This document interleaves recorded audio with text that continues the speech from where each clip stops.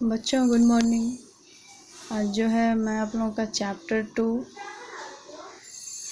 Sanskrit book का शुरू करने जा रही हूँ, जिसका टाइटल है पुनर्मुस्को भव, यानी फिर से चूहा बन जाओ।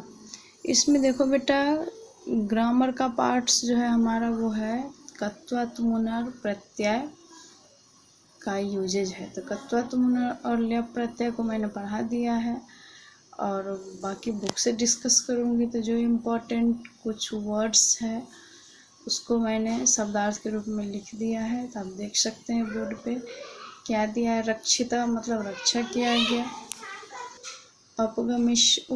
अपगमिष्यति मतलब दूर हो गया, नियमानो मतलब ले जाते हुए, संवर्धत पालन पोषण किया, प्राविशत प्रवेश है, प्राविशत मतलब प्रवेश किया, उवाच मतलब कहा या बोला, अपकीर्ति मतलब बुरा या दुखद घटना या हादसा। ठीक है। और फिर हम लोग जब चैप्टर पढ़ेंगे, संस्कृत का बुक डिस्कस करेंगे स्टोरी, तो उसमें भी कुछ वर्ड्स होगा तो वहाँ भी हम लोग देख लेंगे। तो ये हो गया आपका शब्दार्थ हार्ड वर्ड। और बाकी चैप्टर्स को अब रीड करते हैं। देखिए चैप्टर्स में क्या कहा जा रहा है, उसको समझने की कोशिश कीजिए। फिर उसका क्वेश्चन आंसर हम लोग करेंगे।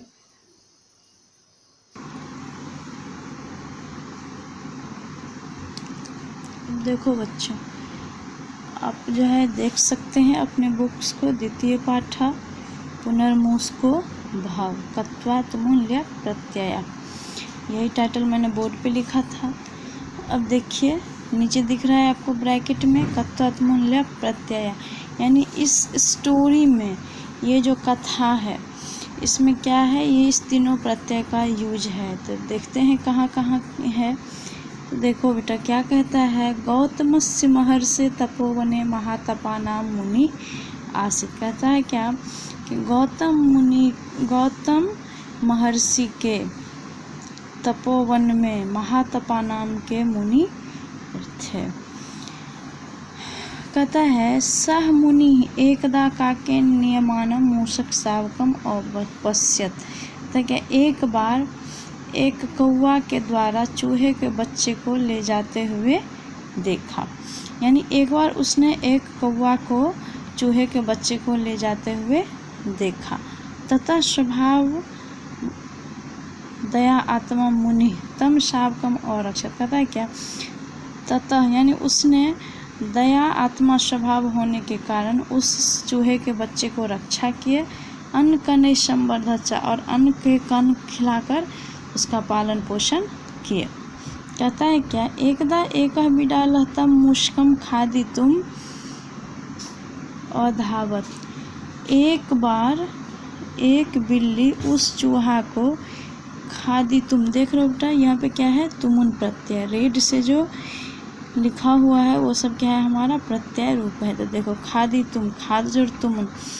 तो एक बार एक बिल्ली उस चूहा को खाने के लिए दौड़ा, तम अवलोकि मुष्का तस्य मुनि अंकम प्राविशत। कहता है क्या, उसे देखकर अवलोकि, यहाँ पे ल्यप प्रत्यय है, उस चूहा उस मुनि के गोदी में प्रवेश कर गया। कहता तदा मुनि उवाच, तब मुनि बोले, क्या बोले, मूषक तुम मार जारो भव, चूहा तुम भी वैसा ही हो जाओ। ततः सह विडालः कुक्कुरात भित्वा धावति। तब क्या हुआ, वह बिल्ली कुत्ता को देखकर दौड़ता है, यानी कुत्ता से डरकर दौड़ता है।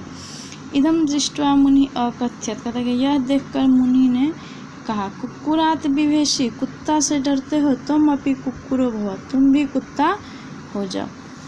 अधुना सा कुक्कुरः व्याघ्रात भीतः भवति। आज जो है वह कुक्कुर अब बाघ से डरा हुआ है, यानी बाघ से डरता है।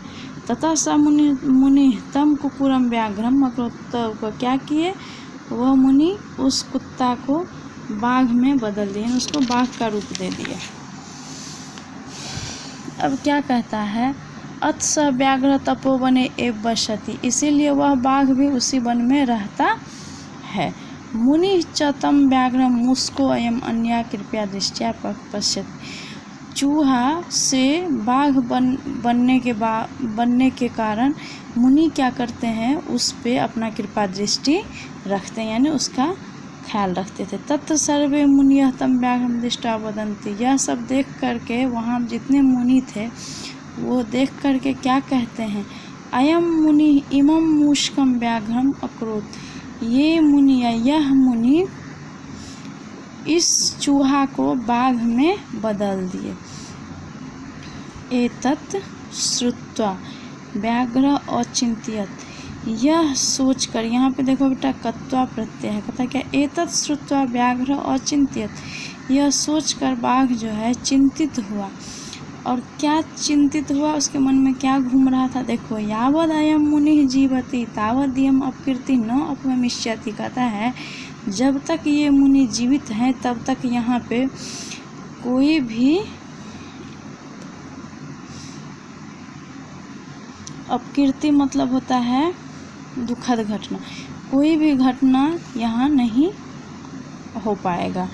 इति विचारे व्याघ्र तम मुनि हंतुम उद्यतः भवत्, कहता क्या, यह विचार कर, यह सोच कर बाघ उस मुनि को मारने के लिए उत्तेजित हुआ।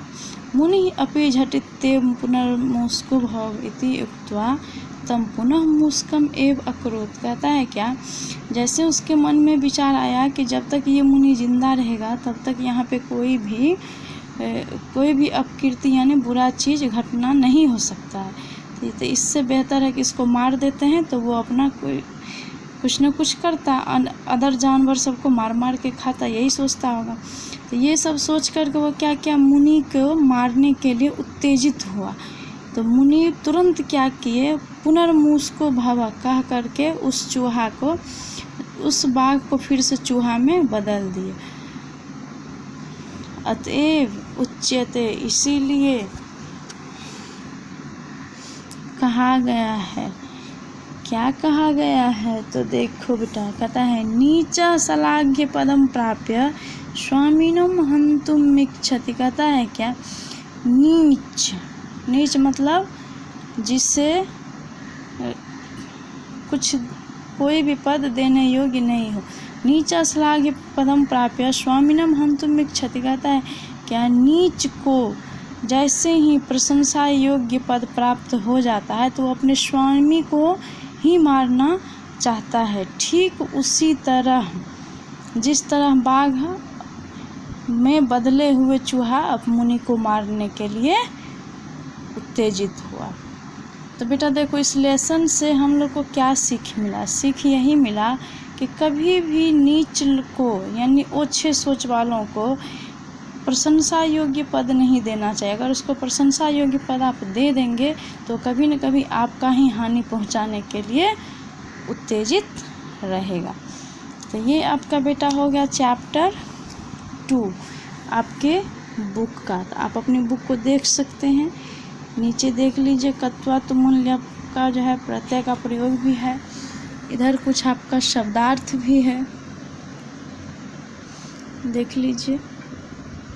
आप जैसे संधि विच्छेद पहले मैंने आपको पढ़ा दिया है, कैसे संधि विच्छेद आ रहा है, प्रत्यय भी ऐसे ही है, प्रत्यय युक्त शब्द भी है, ये सब आपके एग्जाम में आ सकता है।